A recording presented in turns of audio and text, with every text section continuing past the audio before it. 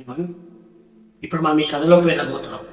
ఈ కథలో ఏమవుతుంది అంటే ఎంతోమంది హీరోలు హీరోయిన్లు ఎంతోమంది క్యారెక్టర్స్ వస్తూ ఉంటారు. ప్రతి ఒక్క దాన్ని ఇమాజిన్ చేసుకుంటూ వెళ్తే మనకి ఈజీ అర్థమవుతుంది.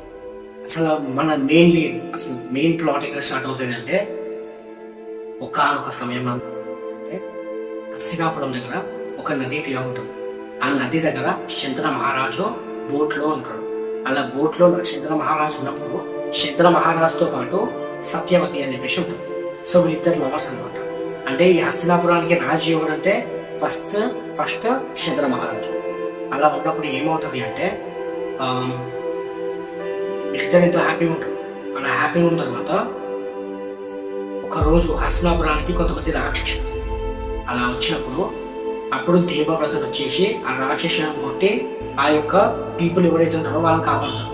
అలా కాపాడిన తర్వాత ఈ యొక్క దేవవ్రతుడు ఆ రాక్షసులతో ఏమంటాడంటే మీరు ఈ ఏరియాకి రాకండి, మేము మీ ఏరియాకి రాము, ఇక్కడ నుంచి మీ దాని మీది మా దాన్ని మారి అసలు మీరు ఇక్కడ ఉండకండి అని చెప్పిన తర్వాత ఆ రాక్షసుడు కూడా సరే మేము ఎప్పటి నుంచి ఇక్కడ ఉండము అని చెప్పేసి వాళ్ళు వెళ్ళిపోదామని చెప్పేసి అడిగి ఉంటారు. అలా వెళ్ళిపోదామని అడిగి ఉన్నప్పుడు శంతన మహారాజు ఆ యొక్క ఈ యొక్క భీష్ముడి అంటే ఈ యొక్క దేవవ్రతుడి దగ్గరకు వస్తాడు. అలా దేవవ్రతుడి దగ్గరకు వచ్చిన తర్వాత ఏమవుతుంది అంటే వాళ్ళు ఈ రాక్షసులను చంపేద్దామని చెప్పేసి ఈ శంతన మహారాజు అనుకుంటాడు. అలా అనుకున్న తర్వాత భీష్ముడు అంటే ఈ యొక్క దేవవ్రతుడు ఈ దేవవ్రతుడు ముందుకు వచ్చేసి నువ్వు ఈ రాక్షసులను చంపడానికి వీలు అసలు అని చెప్పేసి చెప్పడానికి శంతన మహారాజుకి కోపం వచ్చి అప్పుడు ఏమవుతుంది అంటే శంతన మహారాజు కోపం వచ్చిన తర్వాత అసలు నువ్వు నాకెందుకు చెప్తావు దేవవ్రతుడిని అడుగుతాడు. అలా అడిగిన తర్వాత దేవవ్రతుడు ఏం చేస్తాడంటే ఈ రాక్షసులను నేను ఇప్పుడు ఈ నదీ తీరం మధ్యలోకి వెళ్ళి ఒక వే క్రియేట్ చేసి నేను మనం అక్కడికి పంపిస్తా అని చెప్పేసి మన దేవవ్రతుడు మన శంకర మహారాజుకి చెప్తాడు.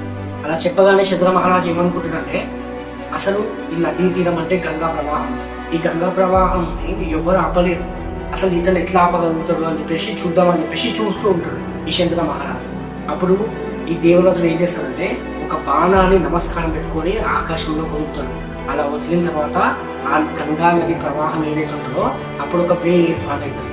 వే వచ్చిన తర్వాత శంకర మహారాజు షాక్ అయ్యి కింద దిగి అసలు నువ్వు ఎవరయ్యా అని చెప్పేసి అడుగుతాడు. అలా అడిగినప్పుడు దేవవ్రతుడు ఏమంటాడు అంటే అప్పుడే ఈ గంగాదేవి ప్రత్యక్షమయ్యి ఈ దేవవ్రతుడు నా కొడుకు అని చెప్పేసి చెప్తాడు. చెప్పిన తర్వాత గంగాదేవి ఏమంటుందంటే ఈ దేవవ్రతుడు మన ఇద్దరి కొడుకు అని చెప్పేసి శంకర మహారాజుతో చెప్తాడు. శంకర మహారాజు ఎంతో హ్యాపీ అయ్యి ఈ దేవవ్రతుడిని తీసుకొని తన రాజ్యంలోకి వెళ్తాడు.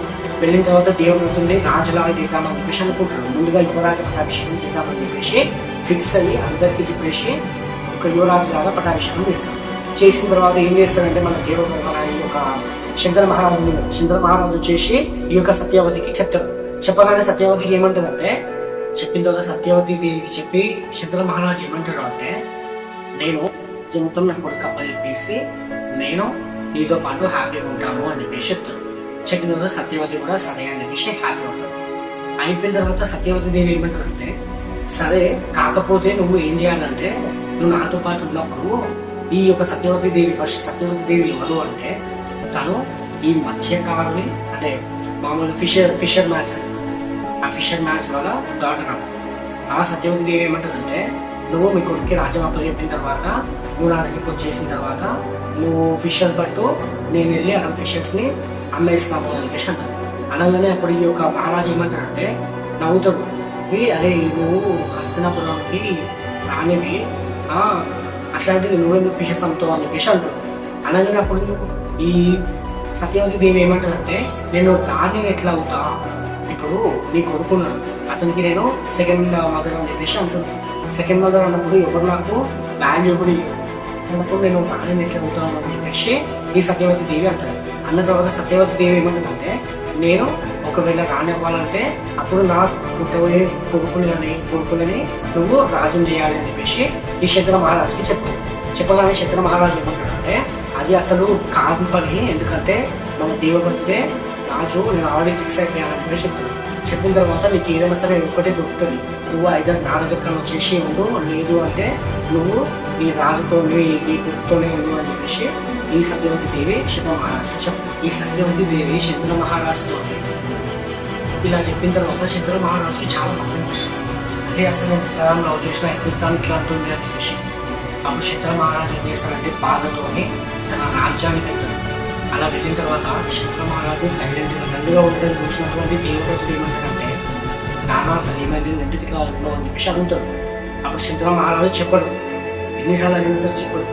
చెప్పబోయేసరికి ఈ యొక్క దేవవ్రతుడు ఏమనుకుంటాడంటే, అదే నాకు రాజ్యం ఇట్లా నాకు రాజ్యాభిషేకం చేసినందువల్లనే మా నాన్న ఇట్లా అయిపోయింది, అసలు నాకు రాజ్యమే వద్దు, నేనే ఇట్లా చేసినా అని చెప్పేసి తన మీద తను బ్లేమ్ చేసుకుంటాడు.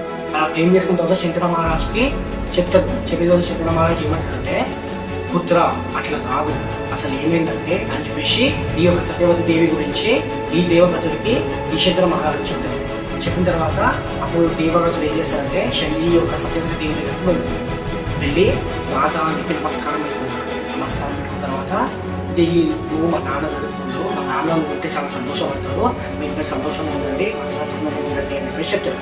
చెప్పిన తర్వాత అప్పుడు సత్యవతి దేవి ఏమంటాడంటే, నేను అట్లా ఉండలేను, మీ నాన్నకి ఏదైనా సరే రెండే దొరుకుతాయి, ఇప్పుడు నేను వచ్చి రాజమాతలాగా ఉన్నా సరే నన్ను సెకండ్ ఆమె వస్తాను తప్ప నా కూతురు వేస్ట్ అయిపోతాడు అని చెప్పేసి చెప్తాడు. చెప్పిన తర్వాత అప్పుడు భీష్ముడు ఏం చేస్తాడంటే ఈ యొక్క దేవవ్రతులు శపథం చేస్తాడన్నమాట. శపథం ఎలా అంటే నేను రాజమ్మ బ్రహ్మచారిగా ఉండిపోతాను, నేను ఈ హస్తినాపురానికి రాజుగా కాకుండా సేవకుడిగా ఉండిపోతాను అని చెప్పేసి ఈ యొక్క దేవవ్రతుడు ప్రతిజ్ఞ చేస్తాడు. అలా చేయగానే శంకర మహారాజు పరిగెత్తుకుంటూ ఈ వీధి వచ్చేస్తాడు. వచ్చిన తర్వాత అక్కడ భీష్ముడు సత్యవతి దేవి శంకర మహారాజు ఉంటాడు.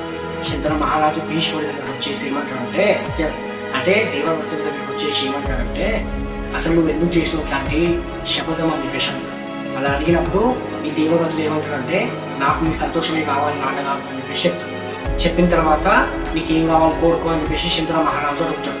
అలా అడిగినప్పుడు దేవవ్రతుడు ఏమంటాడంటే, మీరు నాకు ఒక వరాన్ని ఇవ్వాలి, ఆ వరం అంటే నేను నా అంతలో నాకు చావు రావాలని కోరుకుంటే తప్ప నాకు ఈ యొక్క మరణం రాకూడదు అని చెప్పేసి ఈ యొక్క దేవవ్రతుడు కోరుకుంటాడు. అలా కోరుకున్నప్పుడు ఈ యొక్క శంకర మహారాజు తదాస్తు అని చెప్పేసి తనకి వరాలు ఇస్తాడు అన్నమాట. అంటే స్వచ్ఛంగా నీకు ఎప్పుడైతే కోరుకుంటావో మరణం రావాలని చెప్పేసి అప్పుడే నీకు మరణం వస్తుంది ఈ శంకర మహారాజు దేవవ్రతుడికి చెప్పి, ఇప్పటి నుంచి నిన్ను ప్రజలందరూ భీష్ముడు అని చెప్పేసి చెప్తాను. అప్పటి నుంచి ఈ యొక్క దేవవ్రతుడి పేరు కాస్త భీష్ముడు అని చెప్పేసి అవుతుంది. ఇది మనం ఫస్ట్ స్టోరీ, సరేనా? దాని తర్వాత మన సెకండ్ స్టోరీలో ఏమవుతుంది అని చెప్పేసి రేపటి ఎపిసోడ్లో మనం తెలుసుకుందాం. Until then, like, share and subscribe to our channel and support us.